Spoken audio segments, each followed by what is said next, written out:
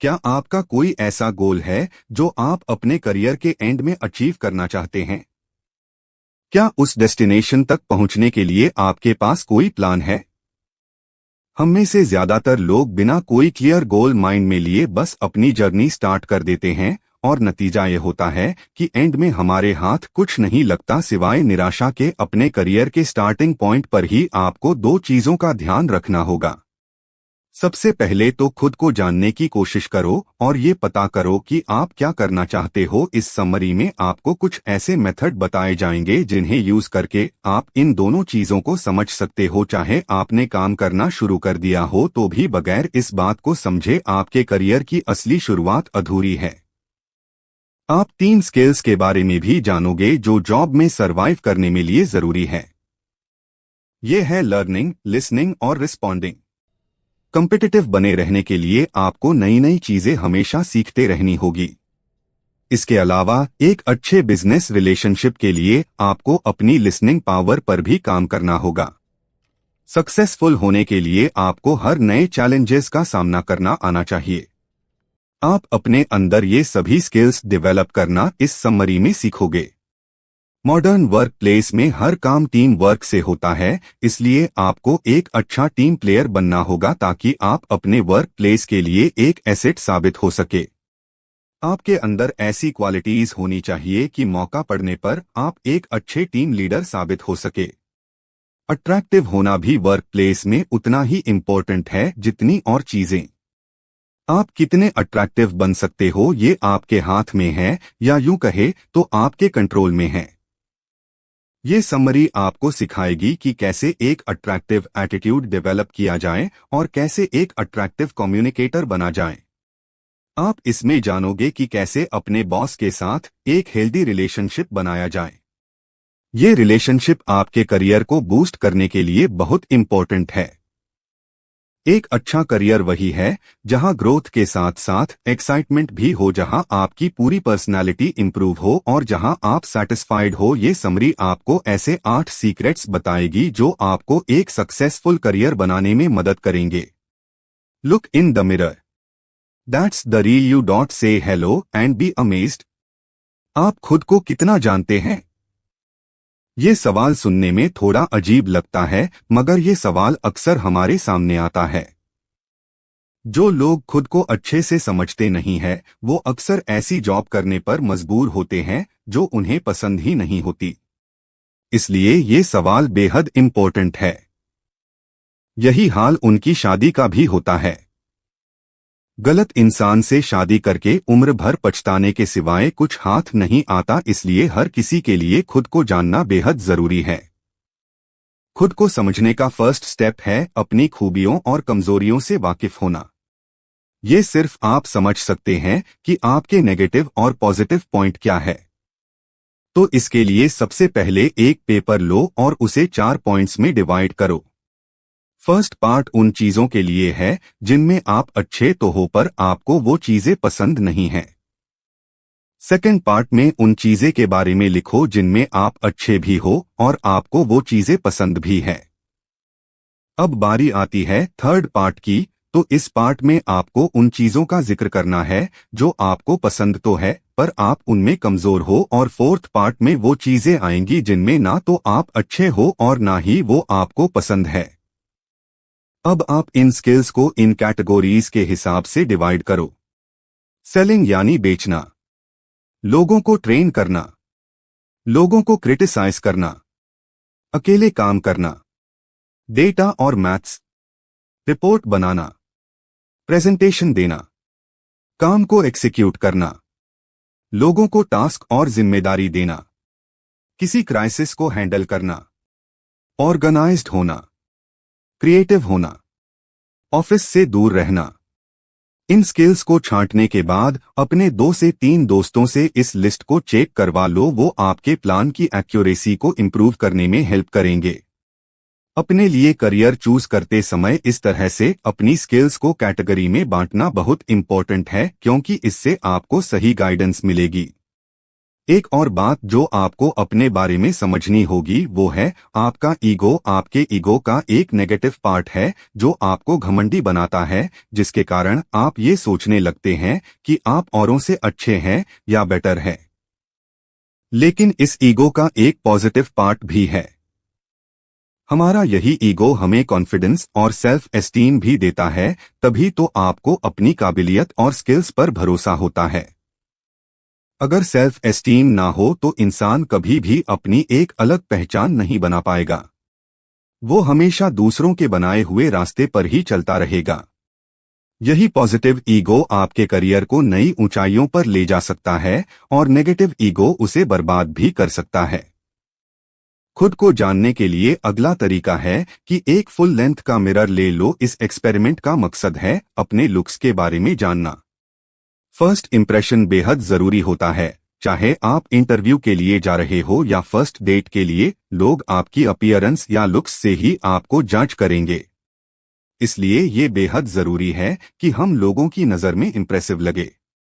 Pollard एक British politician है।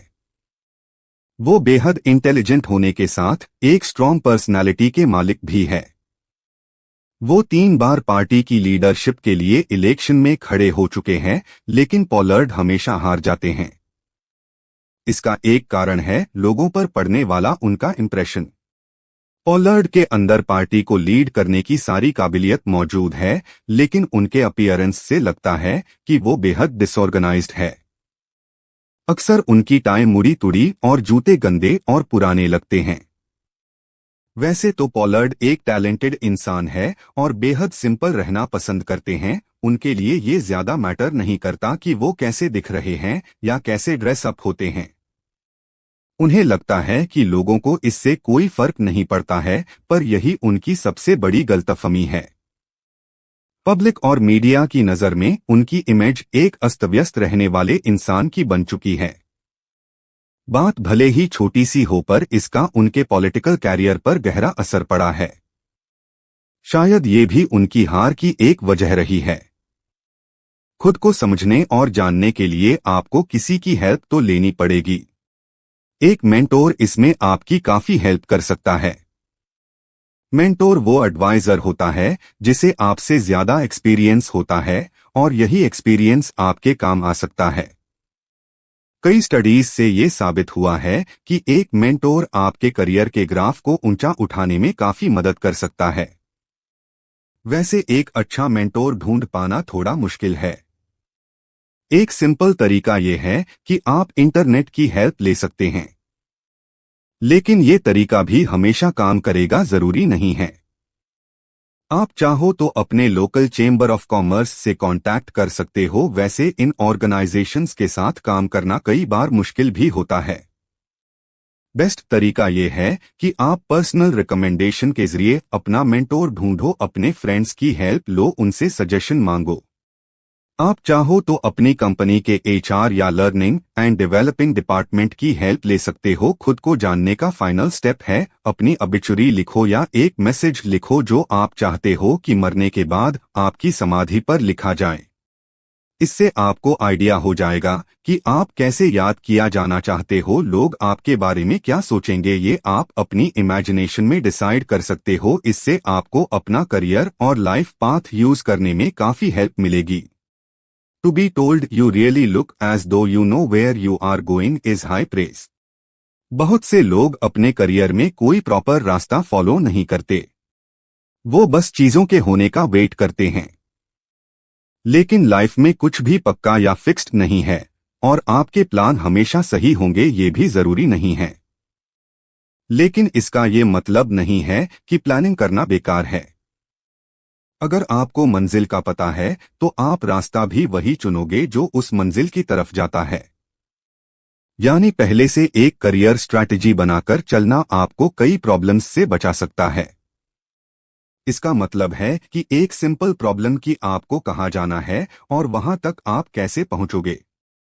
आपकी स्ट्रैटेजी का फर्स्ट पार्ट ये पता करना है कि आप क्या अचीव करना चाहते हो। आमतौर पर लोगों को अपने करियर से 4 चीजों की उम्मीद होती है। ये है पैसा, सिक्योरिटी, पावर और स्टेटस। अब आपको डिसाइड करना है कि इनमें से आपके लिए सबसे ज्यादा क्या इम्पोर्टेंट है। नेक्स्ट, ये डिसाइड करो कि आपके इंटरेस्ट क्या है और उन्हें कैसे फॉलो करना है। ये आपको डिसाइड करना होगा कि आप कितने अलग अलग जॉब्स ट्राई कर सकते हो, आप किस सेक्टर में जाना चाहते हो और कौन से सेक्टर को अवॉइड करना चाहोगे। अपने करियर से रिलेटेड कुछ और फैक्टर्स भी आप कंसिडर कर सकते हो, जैसे एग्जाम्पल के लिए आपने कितनी बार जॉब की वजह से घर चेंज किया है, आप कौन सी माइलस्टोन अचीव करना चाहते हो, क्या आप अभी अपनी एजुकेशन कंटिन्यू करना चाहते हो। अपने करियर को प्लान करते समय आपको शायद ये समझने में दिक्कत आए कि आपको करना क्या है। अगर कभी ऐसा लगे तो सारी प्लानिंग छोड़कर सिर्फ सपने देखना, इमेजिन करना कि कौन सा काम करते हुए आप सबसे ज्यादा खुश रहोगे। इससे आपको क्लियरली समझ आ जाएगा कि आपको असल में क्या चाहिए। हो सकता है कि इससे आपकी लाइफ को एक नया डायरेक्शन मिले। जैसे एग्जाम्पल के लिए मान लो आप अपनी जॉब छोड़कर किसी चैरिटी के लिए काम करने की सोच रहे हो। आपका सपना तो चैरिटी करने का है, पर आपकी लाइफस्टाइल हाई है, यानी आप चाहकर भी चैरिटी नहीं कर सकते क्योंकि जॉब करना आपकी जरूरत है। तो जब आप सपना देखो तो ऐसी प्रैक्टिकल प्रॉब्लम के बारे में मत सोचना। जॉर्ज एक फेमस फिलोसफर और इकोनॉमिस्ट है। उन्होंने एक बार एक आइडियाज के सामने ये कबूल किया था कि जब हालात बदलते हैं तो वो भी अपना माइंड चेंज कर लेते हैं। प्लान सिर्फ इसलिए फॉलो मत करो कि आपने उसे बनाया है। कई बार अनएक्सपेक्टेड प्लान भी बनाने पड़ जाते हैं, इसलिए जितना हो सके फ्लेक्सिबल रहने की कोशिश करो। एक ही प्लान से चिपक कर रहना जब सिचुएशन चेंज हो गई हो, आपको बुरी तरह से फेल कर सकता है। Become a powerful learning machine. एक अच्छे करियर के लिए आपको लगातार कुछ ना कुछ सीखते रहना चाहिए, क्योंकि दुनिया रोज ही चेंज हो रही है। आज हर कंपनी को दुनिया के हर कोने में कोई न कोई कॉम्पिटिटर मिल ही जाएगा।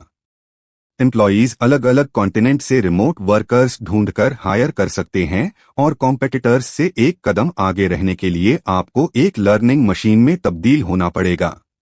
लर्निंग का पर्पस है अपनी स्किल्स को इम्प्रूव करना। एम्प्लॉयर्स लोगों को अपनी स्किल्स यूज करने के पैसे देते हैं, और जब आपके पास एक से ज्यादा स्किल्स होती है तो आपके अर्निंग के चांसेस भी ज्यादा हो जाते हैं, और तब आप शायद अपने कॉम्पिटिटर्स से एक कदम आगे रह सकोगे। कुछ ऐसी स्किल्स है जो आपको किसी भी वर्क प्लेस में काम आएगी। इनमें से फर्स्ट है स्टेक होल्डर मैनेजमेंट। ये एक ऐसी स्किल है जो बिजनेस वर्ल्ड में हाई डिमांड पर है। अपने कॉम्पिटिटर्स से आगे रहने के लिए इसे अभी अच्छे से स्टडी कर लो, क्योंकि ये आपके बड़े काम आने वाली है। हार्वर्ड बिजनेस स्कूल ने अभी हाल ही में वैल्यू ऑफ एजुकेशन का पता लगाया है। उन्हें लगता है कि ये किसी भी बिजनेस की सक्सेस में एक की फैक्टर है। टिपिकल लेवल पर अगर बोले तो ये स्किल प्रोजेक्ट मैनेजमेंट में काम करके डेवलप किया जाता है। प्रेजेंटेशन स्किल्स ना सिर्फ ऑफिस में बल्कि ऑफिस से बाहर भी उतनी ही जरूरी है। किसी भी चीज को प्रेजेंट करने में एक्सपर्ट बनने का बेस्ट तरीका यही है कि आप बार बार प्रेजेंटेशन दें। शुरुआत के कुछ दिनों में हो सकता है कि आप फेल हो जाए, पर कोशिश करते रहे। हर फील्ड में लीडर्स की जरूरत पड़ती है, और जॉब में प्रमोशन पाने के लिए तो लीडरशिप स्किल्स होनी ही चाहिए है। लेकिन अगर आप लीडर नहीं बनना चाहते तो भी लीडरशिप स्किल्स सीखना आपके लिए जरूरी है। इससे आपको मैनेजर्स का बिहेवियर समझने में मदद मिलती है। और फाइनल स्किल जो आपको चाहिए वो है कम्युनिकेशन स्किल। कम्युनिकेशन स्किल का सीधा सादा मतलब ये नहीं है कि आपको दूसरों से बात करना आना चाहिए, बल्कि इसका मतलब है अपने कंज्यूमर्स से बात करने का तरीका सीखना। ऐसी कम्युनिकेशन जो काम का रिजल्ट दे। एडवर्टाइजिंग के बारे में सीखो, ब्लॉगर्स और पॉडकास्टर्स के बारे में जानो, सोशल मीडिया से जुड़े रिस्क और अपॉर्चुनिटी के बारे में सीखो।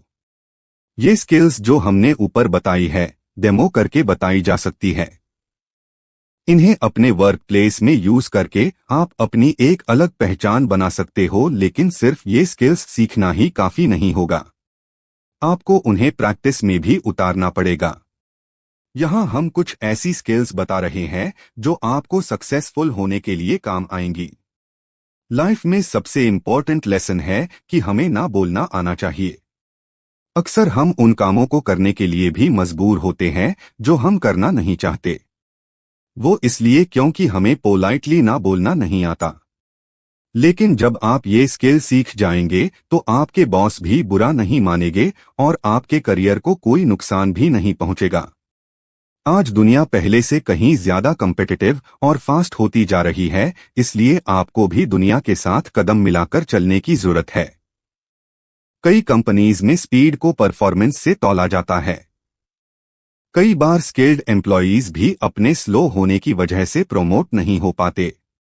तो फाइनल स्किल जो आपको सीखनी है असल में कोई स्किल नहीं है, बल्कि इसे एक हैबिट बोल सकते हैं।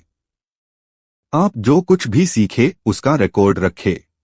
इसके लिए आप या तो नोटबुक यूज कर सकते हो या अपने फोन के नोटपैड ऐप का मीडियम कुछ भी हो, पर जो कुछ आपने सीखा है या सीख रहे हो उसका रिकॉर्ड रखना जरूरी है ताकि वो खो ना जाए। Rediscover the lost art of listening. आपके करियर की सक्सेस मेनली दो चीजों पर डिपेंड करती है। फर्स्ट है आप जो काम करते हैं उससे रिलेटेड आपकी स्किल्स है, आप दूसरों के साथ कैसे इंटरैक्ट करते हैं। लिसनिंग एक स्किल है जो आपकी एबिलिटी इन दोनों फील्ड में इंप्रूव करती है। आप शायद सोच रहे होंगे कि लिसनिंग कौन सी बड़ी स्किल है वो इसलिए क्योंकि आप सोच रहे हैं कि लिसनिंग का मतलब है सिर्फ सुनना, जबकि लिसनिंग का असली मतलब है आप जो कुछ सुन रहे हो उस पर ध्यान देना और वाकई में उसे समझना। एक अमेरिकन कंपनी है जो अपने मार्केटिंग वर्क के लिए फेमस है। अपने मार्केटर्स के लिए उनका एक स्पेशल ट्रेनिंग प्रोसेस है। इन एम्प्लॉयज को बगैर नोट्स लिए कस्टमर्स से बात करने की ट्रेनिंग दी जाती है। इन लोगों के इंटरव्यू उन लोगों के इंटरव्यू से कई गुना बेटर रहे थे जिन्होंने नोट्स लिए थे, क्योंकि कस्टमर्स ही आपको ज्यादा एक्यूरेट और वैल्यूएबल इंफॉर्मेशन दे सकते हैं। इस प्रोसेस का ये फायदा होता है कि एम्प्लॉयज कस्टमर्स की प्रॉब्लम को ज्यादा बेटर तरीके से समझ पाते हैं और उनका वैसा ही सल्यूशन ढूंढ कर लाते हैं। तो लिसनिंग कोई ऐसी चीज नहीं है जिस पर आपको सालों साल काम करना है। आप आज और अभी से इसकी प्रैक्टिस शुरू कर सकते हो। अपनी नेक्स्ट कॉन्वर्सेशन पर ध्यान दो, सामने वाला क्या कहना चाहता है उसे ध्यान से सुनो। इसकी प्रैक्टिस करते रहो और कुछ दिनों में आपके अंदर ये स्किल डेवलप हो जाएगी कि आप किसी की कही गई बात को एग्जैक्टली याद कर पाओगे। कुछ लोग तो इतने एक्सपर्ट हो जाते हैं कि उन्हें बॉडी लैंग्वेज और फेशियल एक्सप्रेशंस भी याद रहते हैं। इस तरह की लिसनिंग के कई फायदे हैं। एक तो ये लॉन्ग टर्म के लिए आपकी मेमोरी को इंप्रूव करता है, साथ ही ये आपका कंसंट्रेशन का लेवल भी इंप्रूव करता है। हालांकि कई बार कंसंट्रेट करना काफी चैलेंजिंग लगता है, तो इससे निपटने का एक आसान तरीका यह है कि आप बात करते समय सामने वाले की आंखों में देखकर बात करें। इससे आपको अपनी कन्वर्शन पर कंसंट्रेट करने में आसानी रहेगी, साथ ही आपको उनकी अटेंशन भी मिलती रहेगी। आपकी लिसनिंग इनेबिलिटी का असली दुश्मन आपका फोकस ना कर पाना नहीं है, बल्कि वो एटीट्यूड है जो टाइम के साथ आपके अपने अंदर डेवलप हो जाता है। अक्सर जब कोई बात कर रहा होता है तो हमें लगता है उनके पास कहने के लिए कुछ नया तो है नहीं, इसलिए हमारा फोकस इजीली डाइवर्ट हो जाता है। हम बस उनके बात खत्म होने का वेट करते हैं ताकि अपना जवाब दे सकें। ऐसे एटीट्यूड के साथ आप कभी किसी कन्वर्शन से कुछ नहीं सीख पाओगे और ना ही किसी डिस्कशन में कुछ वैल्यूएबल ऐड कर पाओगे। एक अच्छा लिसनर बनने के लिए पहले अपना एटीट्यूड ठीक करो।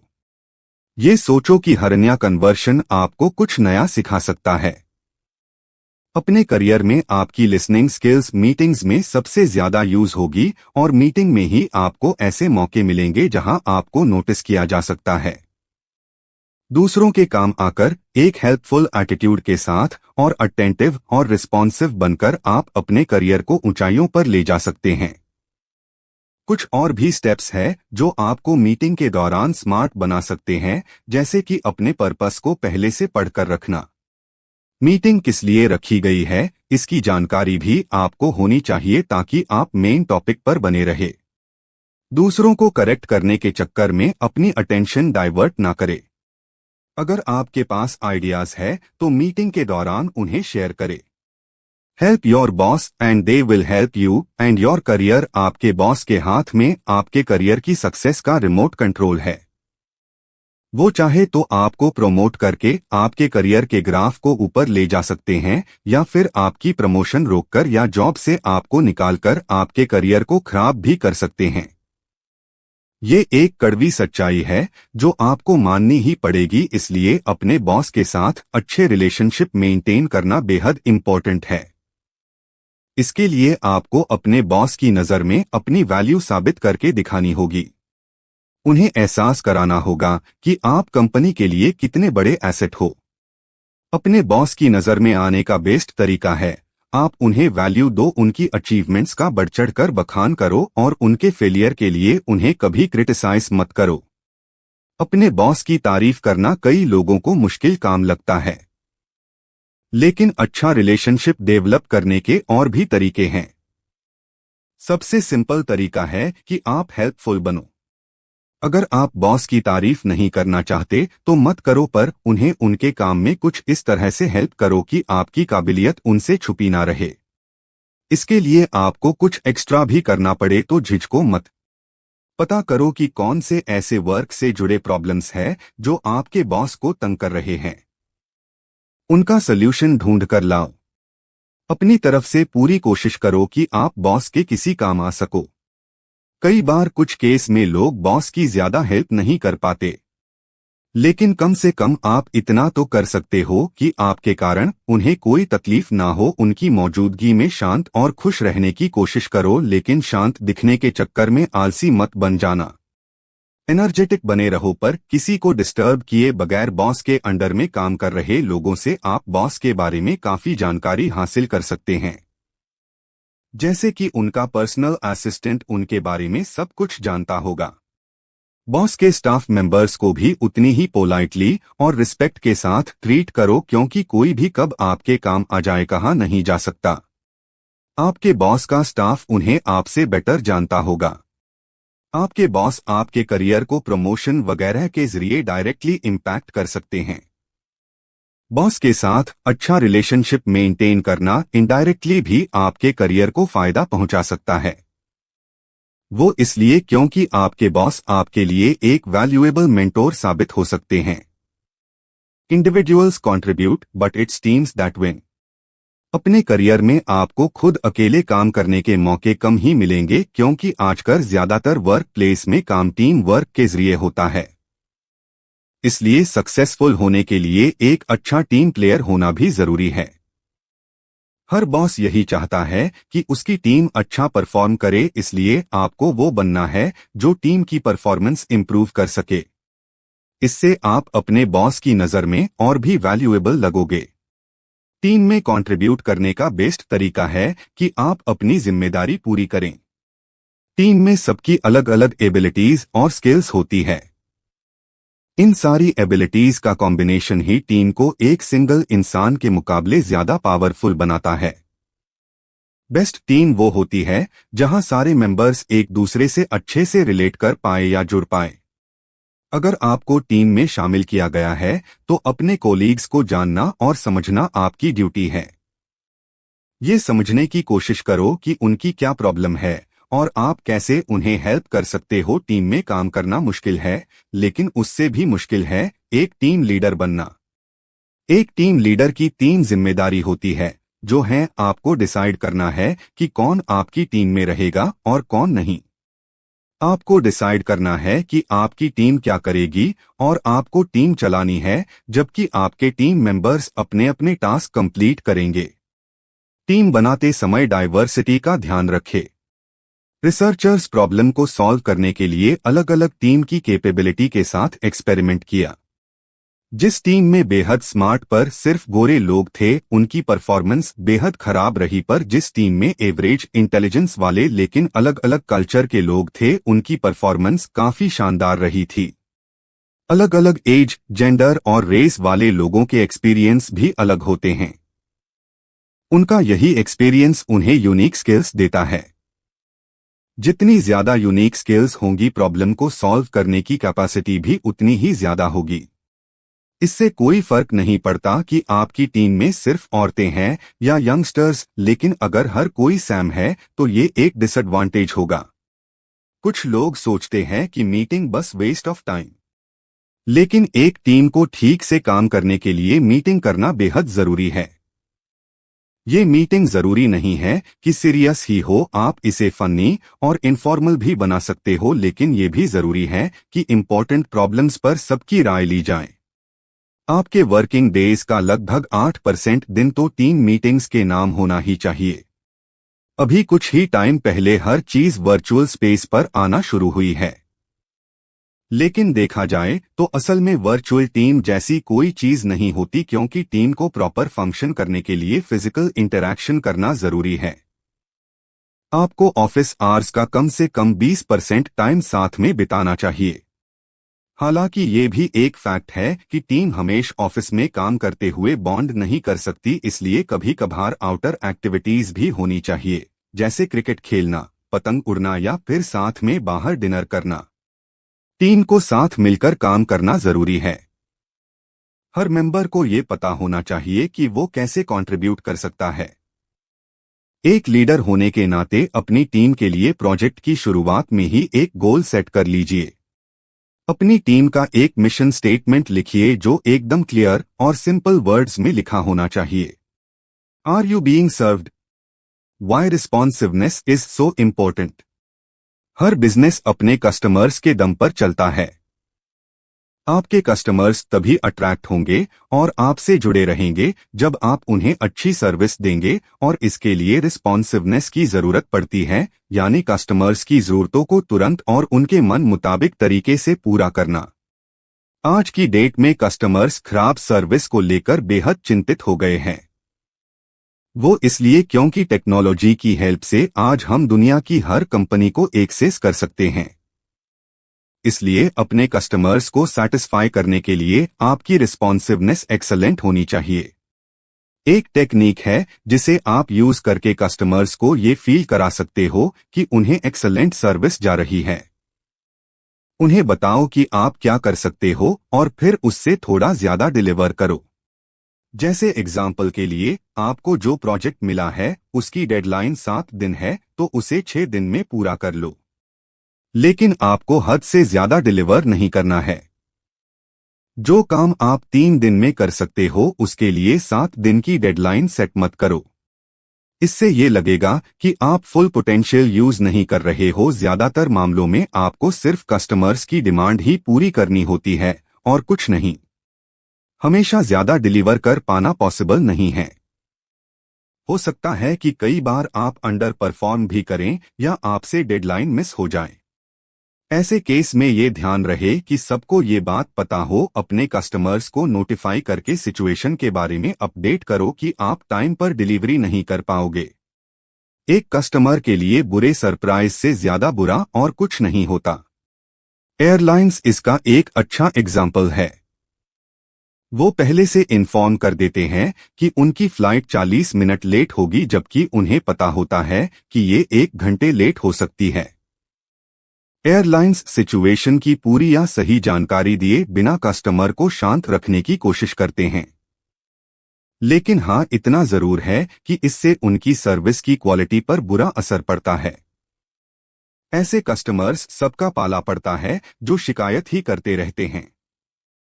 लेकिन इन प्रॉब्लम्स को आप सक्सेसफुली सॉल्व करके उन्हें अपना लॉयल कस्टमर्स बना सकते हो। हालांकि सिर्फ 10% लोगों को ही शिकायत करने की आदत होती है, तो भी अगर आप उनकी प्रॉब्लम सॉल्व नहीं करोगे तो आपके उन्हें लॉयल बनाने के 90% मिस हो जाएंगे। इसलिए ये जरूरी है कि शिकायतों को सीरियसली लिया जाए। ये देखने के लिए कि कोई प्रॉब्लम तो नहीं है, अपनी सेल्स पर भी नजर रखो। आपको सिर्फ कस्टमर्स को जवाब नहीं देना है। कुछ लोगों के पास ऐसी फाइलों का भंडार होता है जिसका उन्होंने जवाब नहीं दिया होता। इसलिए वर्क रिलेटेड ईमेल का टाइम पर जवाब देना जरूरी है। ये बुरे टाइम मैनेजमेंट की निशानी मानी जाती है। अपने ईमेल का जवाब देने के लिए दिन का 1 घंटा अलग रखो। जितना जल्दी आप जवाब दो उतना रिलैक्स रहोगे। साथ ही आप अपनी जॉब में भी बेटर फील करोगे। वैसे ये जरूरी नहीं है कि हर ईमेल का तुरंत जवाब दिया जाए। ज्यादातर मामलों में फास्ट रिस्पॉन्स से ज्यादा सही तरीके से रिस्पॉन्ड करना जरूरी होता है। जब भी आपके पास कोई वर्क रिलेटेड सवाल आए तो खूब सोच समझकर ही जवाब दो। स्लो रिस्पॉन्ड करना आपकी एक प्रोफेशनल इमेज बनाता है। कन्वर्शन में जवाब देने के अलावा आपको चेंज के प्रति भी रिस्पॉन्ड करना होगा। आज की डेट में कंपनियां रोज नए नए बिजनेस मॉडल डिस्कवर कर रही है और एम्प्लॉयीज को हर नए चेंज के हिसाब से एडजस्ट करना आना चाहिए। कंपनियां एक दूसरे के साथ लगातार कंपटीशन कर रही है। ऐसे में सक्सेसफुल होने के लिए आपको अपने कॉम्पिटिटर्स के चैलेंज भी जवाब देना होगा और उनसे आगे रहने का एक अच्छा तरीका ये है कि आप पोटेंशियल रिस्क के लिए पहले से तैयार रहे।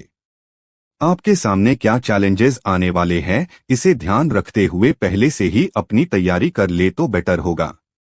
एक इंडिविजुअल के तौर पर आप जॉब चेंज करके अपनी रिस्पॉन्सिवनेस बढ़ा सकते हो। एक ही माहौल में एक जैसा काम करते रहना बोरिंग तो होता ही है, साथ ही आपकी लर्निंग ग्रोथ को भी रोकता है। ऐसी जॉब की तलाश करो जहां आपको हमेशा कुछ नया सीखने का मौका मिले। नए लोगों से मिलकर आपको नए एक्सपीरियंस होंगे। अगर आपकी जॉब में चैलेंज नहीं है तो समझ लो टाइम आ गया है एक नई जॉब ढूंढने का। The power to attract. अक्सर देखने में आता है कि अट्रैक्टिव लोग ज्यादा सक्सेसफुल होते हैं।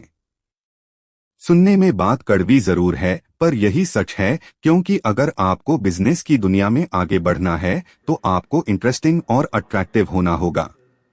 हमारे फेशियल लुक्स पर तो हमारा ज्यादा कंट्रोल नहीं है, पर कई और तरीके हैं जिनसे आप खुद को और भी अट्रैक्टिव बना सकते हो। सबसे पहले तो आता है आपका एटीट्यूड, जो आपको लोगों की नजर में अट्रैक्टिव बनाता है। इसलिए हमेशा पॉजिटिव और जिंदादिल बनने की कोशिश कीजिए, क्योंकि लोगों को हंसते हुए चेहरे पसंद आते हैं।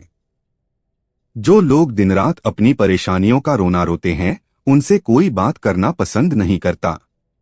अगर आप रिलैक्स्ड और काम मूड में रहोगे तभी तो लोग आपसे नई अपॉर्चुनिटीज डिस्कस करना चाहेंगे। हमेशा ये याद रखें कि नेगेटिव एटीट्यूड लेकर आप बिजनेस वर्ल्ड में कभी आगे नहीं बढ़ सकते। आपका एटीट्यूड ही आपका सबसे बड़ा एसेट है, इसलिए कभी भी गुस्से में या इमोशंस में आकर डिसीजन ना ले। लोगों की नज़र में अट्रैक्टिव बनने का एक और तरीका है एनर्जेटिक बने रहना। हालांकि बड़ी देर तक अपनी एनर्जी बनाए रखना काफी मुश्किल होता है, लेकिन आप धीरे धीरे इसे इम्प्रूव कर सकते हैं, जैसे कि आप अपनी चाल में तेजी ला सकते हो। इसके अलावा दिन भर में खूब सारा पानी पीते रहो। देर तक कंप्यूटर के आगे बैठने से भी हमारी एनर्जी कम होती है, इसलिए बीच बीच में अपनी सीट से उठना भी जरूरी है। आप चाहो तो अपने ऑफिस में ही कुछ मिनट वॉक कर सकते हो। वैसे अट्रैक्टिव दिखने का कोई एक फिक्स रूल नहीं है।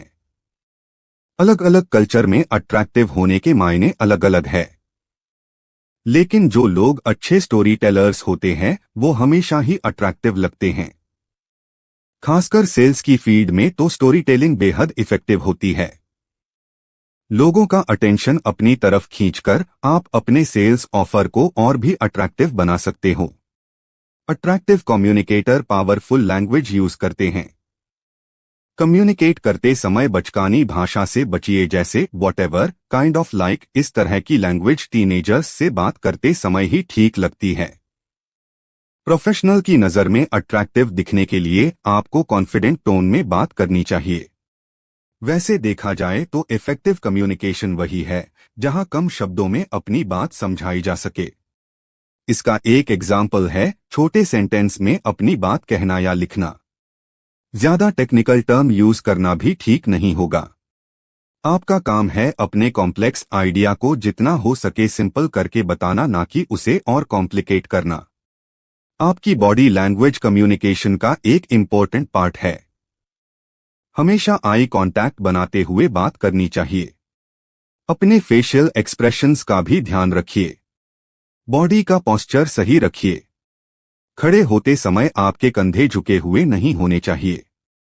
लोगों को लगता है कि फिजिकल अपीयरेंस को कंट्रोल नहीं किया जा सकता है, लेकिन असल में आप उसे पूरी तरह से कंट्रोल कर सकते हो। शेप में रहने के लिए रेगुलर एक्सरसाइज करें। खुद को टाइम टाइम पर ग्रूम करते रहे। आपके नाखून और बाल सही तरीके से कटे होने चाहिए। कपड़े ना ज्यादा टाइट और ना ज्यादा लूज होने चाहिए। आपकी ड्रेस हमेशा नीट और साफ होनी चाहिए। ऐसे कपड़े पहनो जिससे आप स्मार्ट दिखो। डार्क सूट और व्हाइट शर्ट एक सेफ चॉइस है, जिसमें ऑलमोस्ट हर कोई अच्छा लगता है। कंक्लूजन। सबसे पहले आपने खुद को जानने के बारे में समझा। अपनी खूबियां और कमियां आपको खुद पहचाननी होगी और अपने नेगेटिव ईगो को कम करते हुए पॉजिटिव ईगो को इंप्रूव करना होगा। बेशक अपने लुक्स पर ध्यान दो, लेकिन अपने अपीयरेंस की वजह से आपकी जो एबिलिटीज है उनकी वैल्यूज मत कम होने दो। सेकंड चीज, आपने सीखा कि करियर स्ट्रैटेजी डेवलप करना कितना इंपॉर्टेंट है। डिसाइड कर लो कि आपको अपने करियर से क्या चाहिए, पैसा, स्टेटस, पावर या फिर सिक्योरिटी। आप इनमें से क्या हासिल करना चाहते हो? डिसाइड करो कि आपको कौन सी जॉब में इंटरेस्ट है। इसके साथ बाकी के फैक्टर्स जैसे आपका घर और एजुकेशन भी ध्यान में रखना जरूरी है। लेकिन हमेशा फ्लेक्सिबल रहने की कोशिश करो। हमेशा हर चीज आपके प्लान के हिसाब से नहीं होगी, पर आपके अंदर एडजस्ट करने की एबिलिटी होनी चाहिए। थर्ड, आपने लर्निंग की अहमियत के बारे में समझा। ऐसी 4 स्किल्स है जो आपको जरूर सीखनी चाहिए। ये है लीडरशिप, एग्जीक्यूशन, कम्युनिकेशन और प्रेजेंटेशन। इन स्किल्स के अलावा ये जानना भी इम्पोर्टेंट है कि अपना काम फास्ट कैसे करे। साथ ही आपको पोलाइट तरीके से ना बोलना भी आना चाहिए, जो आपके स्मूथ करियर के लिए बेहद जरूरी है। जो भी आप सीख रहे हैं उसके नोट्स लेते रहे। फोर्थ, आपने लिसनिंग के फायदे के बारे में सीखा। एक अच्छा लिसनर होना एक बड़ी क्वालिटी है जो आपके अंदर बाकी के स्किल्स को भी इम्प्रूव करेगी, जो आपके अपने करियर के दौरान चाहिए। ये आपकी मेमोरी और कंसंट्रेशन में भी काफी हेल्प करती है। साथ ही ये आपको मीटिंग के दौरान अच्छा दिखने में हेल्प करती है। अगर आपको सुनने में दिक्कत है या आपके अंदर पेशेंस की कमी है, तो जिससे आप बात कर रहे हैं उसकी आंखों में देखिए। इससे आपको अपना कंसंट्रेशन इंप्रूव करने में हेल्प मिलेगी। फिफ्थ, आपने ये भी जाना कि अपने बॉस के साथ अच्छा रिलेशनशिप मेंटेन करना आपके करियर के लिए कितना इम्पोर्टेंट है। यकीन मानिए, आपके सीनियर्स आपके करियर को प्रैक्टिकली कंट्रोल करते हैं, इसलिए अपने बॉस को इम्प्रेस करने के लिए आपको उन्हें अच्छा दिखाना होगा। अगर आपसे ये नहीं हो सकता तो कम से कम उनके सामने शांत और खुश मूड रखिए। उन्हें दिखाइए कि उनकी प्रेजेंस आपको मोटिवेटेड करती है। याद रखिए, एक अच्छा बॉस एक अच्छा मेंटोर भी साबित होता है। एक अच्छा बॉस वो है जो आपको इंस्पायर करे। सिक्स्थ, आपने सीखा कि टीम की क्या इंपॉर्टेंस होती है। ज्यादातर ऑफिस में टीम वर्क के बिना काम ही नहीं चलता, इसलिए आपको एक वैल्यूएबल एम्प्लॉय बनाने में एक सपोर्टिव और काबिल टीम का बड़ा हाथ होता है। अगर आप एक टीम लीडर है तो कोशिश कीजिए एक डाइवर्स टीम बनाने की। टीम को रेगुलर मीटिंग के लिए बुलाइए। टीम में दोस्ती डेवलप करने के लिए फन टीम एक्टिविटीज ऑर्गेनाइज कीजिए।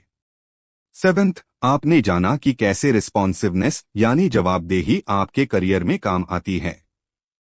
जॉब में आपकी परफॉर्मेंस इस बात पर डिपेंड करती है कि आप कस्टमर्स को कितने अच्छे तरीके से जवाब देते हैं। अपने को वर्कर्स को जवाब देना आपको कैपेबल बनाता है।